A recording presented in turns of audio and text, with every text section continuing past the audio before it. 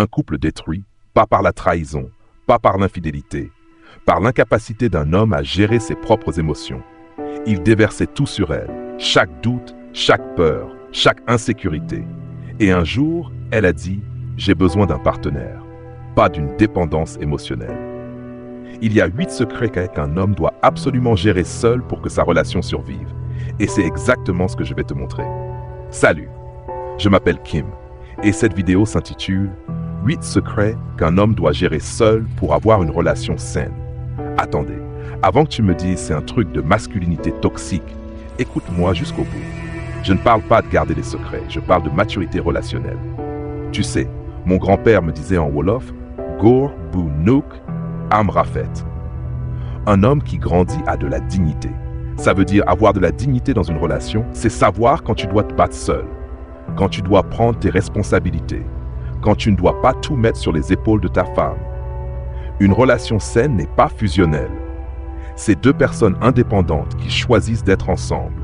Et pour que ça marche, il y a 8 secrets que tu dois apprendre à gérer toi-même.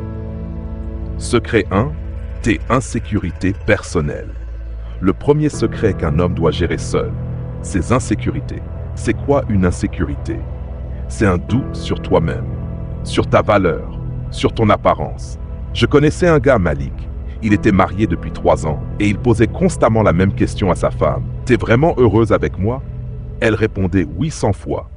Ça ne changeait rien, parce que le problème n'était pas elle. C'était lui qui ne s'aimait pas. Et à force, elle s'est épuisée. Elle n'était pas sa femme. Elle était devenue son psy. Voici ce qu'il devrait faire. Accepter ses insécurités, comprendre d'où elles viennent et travailler dessus seul. Pas attendre que sa femme le rassure 1000 fois. Exercice concret. Cette semaine, identifie une insécurité que tu balances à ta femme régulièrement. Écris-la. Puis écris « C'est mon problème.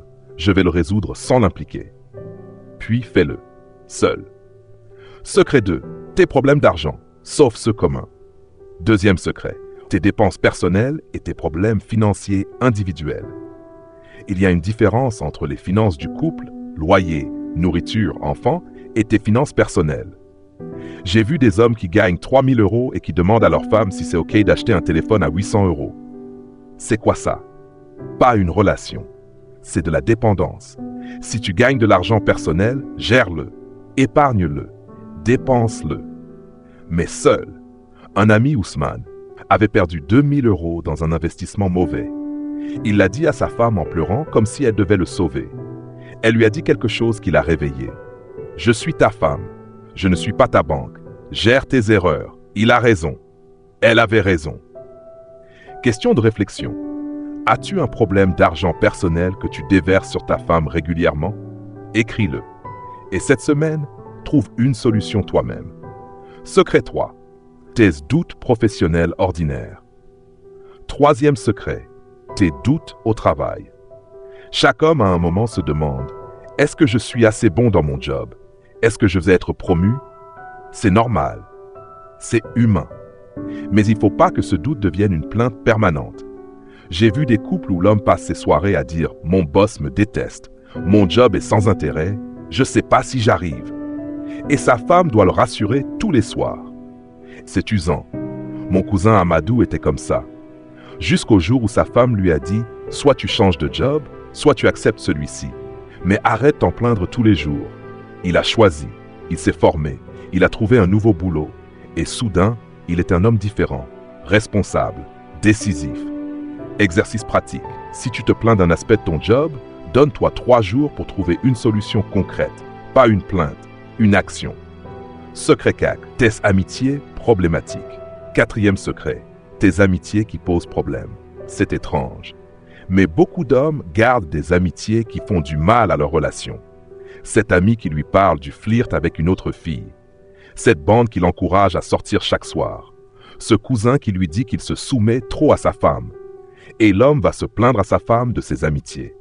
Mais il ne les coupe pas. Un homme mature, il gère ses amitiés seul. Il dit non, il pose des limites. Il choisit les gens qui ont du respect pour sa relation. Mon père avait un ami depuis 20 ans.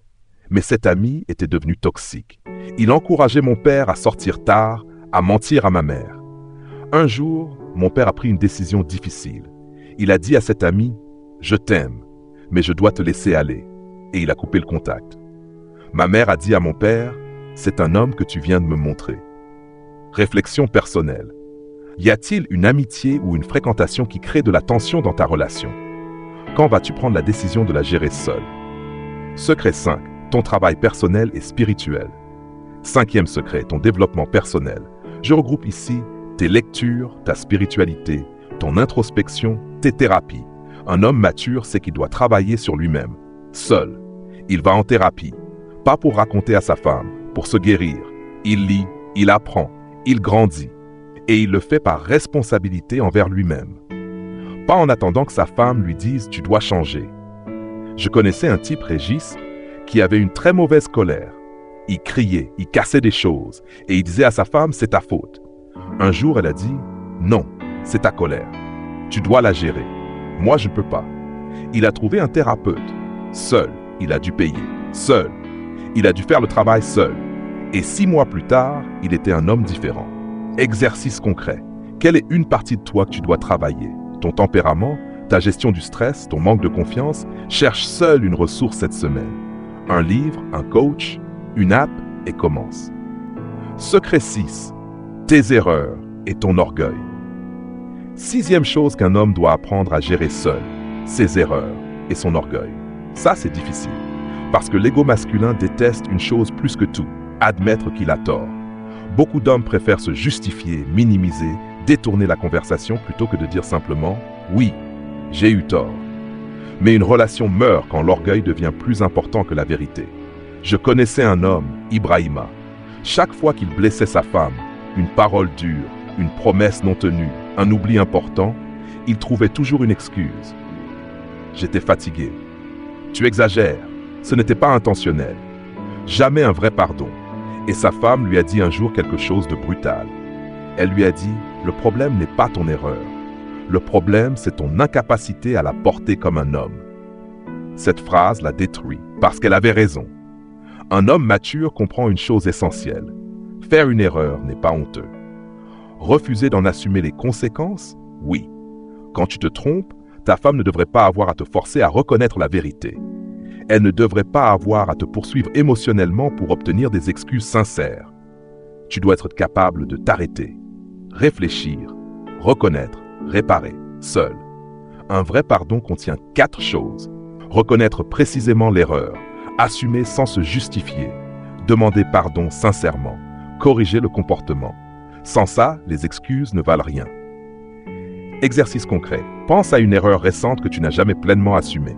Demande-toi, est-ce que j'ai vraiment réparé ou est-ce que mon orgueil me protège encore? Si la réponse est oui, agis. Aujourd'hui. Secret 7. Tes fantasmes et tes tentations. 7e chose. Tes fantasmes et tes tentations. Sujet sensible, mais nécessaire. Soyons honnêtes. Être en couple ne supprime pas automatiquement l'attirance pour d'autres personnes. Tu peux être marié et quand même être tenté. Le problème n'est pas la tentation. Le problème, c'est ce que tu en fais. Beaucoup d'hommes font une erreur dangereuse. Ils ressentent une tentation, puis transforment ça en chaos émotionnel. Ils flirtent pour voir. Ils entretiennent des conversations ambiguës. Ils nourrissent des fantasmes. Puis ils reviennent vers leur femme avec de la confusion, comme si elles devaient gérer leur discipline intérieure. Non, ça, c'est ton combat. Seul. Mon oncle me disait souvent, le feu n'est pas le problème, c'est ce que tu décides d'en faire. La tentation est un feu. Tu peux l'éteindre vite, ou souffler dessus jusqu'à brûler ta maison.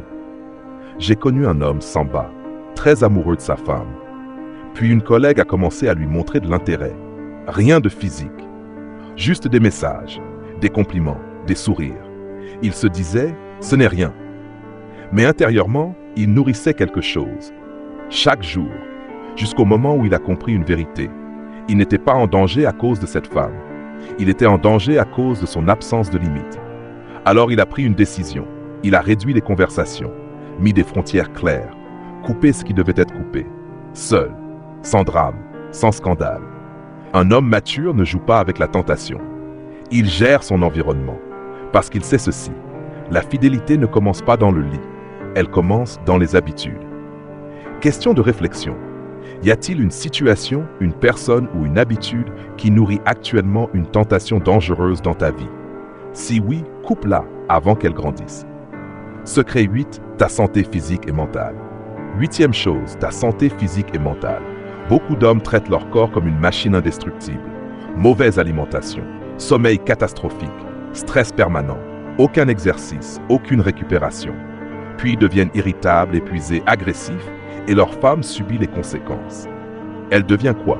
Rappel de rendez-vous, coach nutrition, alarme de sommeil, infirmière émotionnelle. Ce n'est pas son rôle. Tu es adulte, ta santé est ta responsabilité. Voilà, ces 8 choses. Aucune d'elles n'est un secret malsain. Toutes sont des responsabilités d'adultes. Une relation saine n'est pas une fusion. C'est deux personnes indépendantes qui se choisissent. Et pour que ça marche, tu dois être capable de gérer ta vie, seul. C'est ça que ta femme respecte. C'est ça qui crée une relation durable. Dans les commentaires, lequel de ces 8 domaines tu dois vraiment travailler? Sois honnête. Pour la prochaine vidéo, je dois choisir entre comment reconstruire la confiance après une trahison. 5 signes que ta relation est devenue malsaine. Vote dans les commentaires. 1 ou 2. Action finale cette semaine, choisis un de ces 8 domaines et prends une action concrète.